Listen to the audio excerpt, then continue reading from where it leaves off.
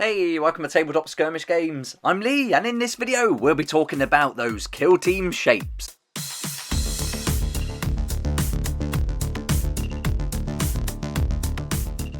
If you've been following along with the kill team content on my channel, you may know that I've had this love-hate relationship with the kill team shapes. And when the Octarius box set came out, I loved it. The build-up, the hype was awesome. The two kill teams included were fantastic. The terrain, everything about it was brilliant. Had a great time getting it all ready, and I made a load of videos to accompany the new game and the new edition of Kill Team.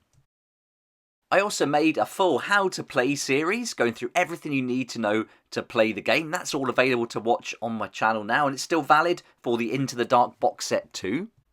I even got right on board with the whole idea of the shapes, and I painted up the measuring gauges, fully prepared to give it a go.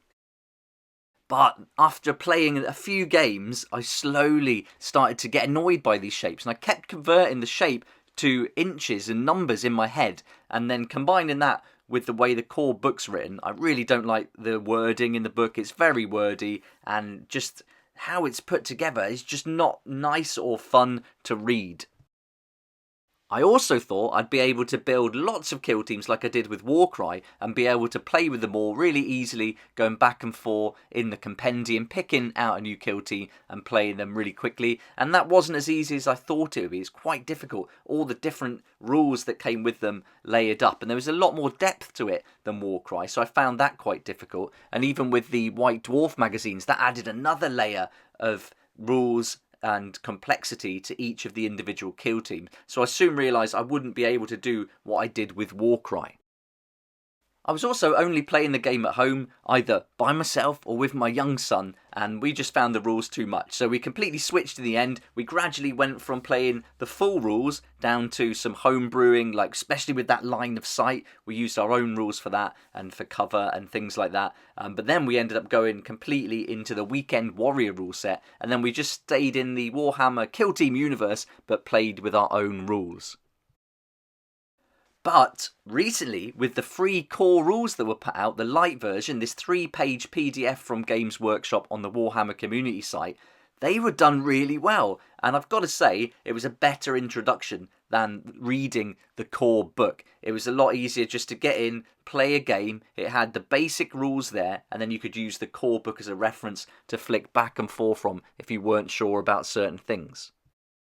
Combine that with the fact that I'm playing now weekly at my local game club. I'm playing other people at Warhammer 40k and Kill Team now, and that's really changing how I'm approaching the game. And so I'm really now trying to give the core rules another go, and I'm fully committed to these shapes. Whether I like it or not, I'm determined to give it a go, and especially with the new Kill Team Into the Dark box set about to release this Saturday, and I can't wait for it. Again, two awesome kill teams. The terrain is amazing. I love the setting, and this is really as good for me as the Octarius build-up and release, and I can't wait to share all the videos for this box set here on the channel.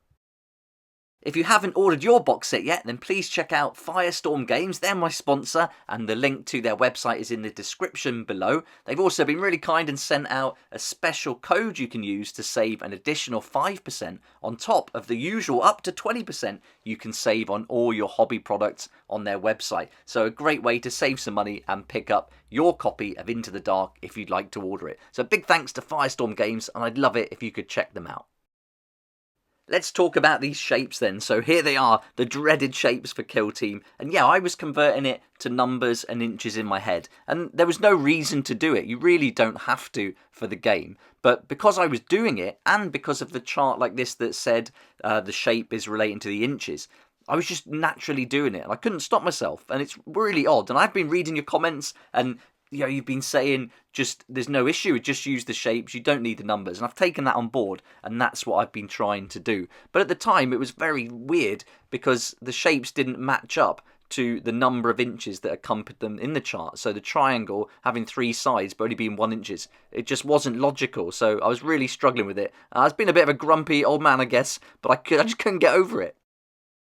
I just, on my keynote, just came up with these shapes, and you've probably seen other people doing this on the forums and things. So this, to me, is more logical, and right away, I feel a lot more relaxed about the shapes and using them. Having a circle for one, the two, like equal sign for 2, triangle for 3, and then the hexagon for 6 just makes a lot more sense. I don't know why they didn't do that, but there we go. Anyway, again, I'm going on about the numbers still, but now what I'm doing is completely ignoring the numbers and just fully committing to these shapes, and it's working out really nicely. I've played a bunch of games now, and everything's going really smooth with the measurement, and the fact that if you don't have the range attached to the weapon, you can shoot anywhere on the battlefield, then that's really cool, because then you're not using any measuring tape. So you don't have to use inches, you don't have to measure the range of your weapon unless that red pentagon is there, and then of course you just use the little ruler that comes with the set.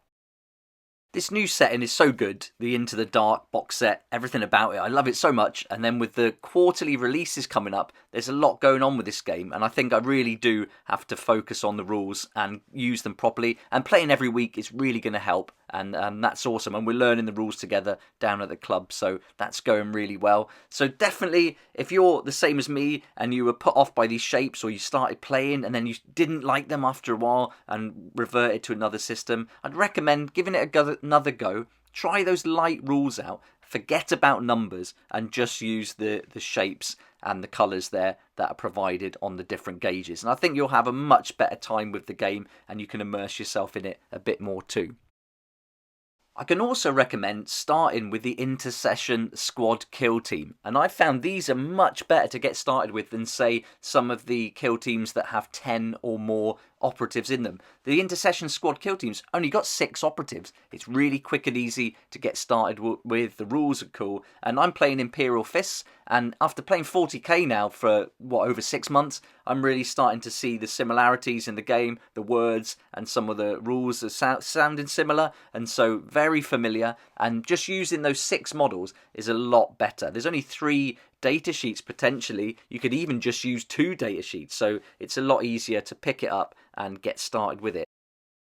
So that's where I'm at now. I've gone from liking it, prepared to give it a go, finally really hating it and being put off, to coming back to liking it again. So let's see how we get on for the next year as this new season of Kill Team unravels. Maybe I won't like it again by the end of that, but I think just approaching it with a different mindset is going to really help.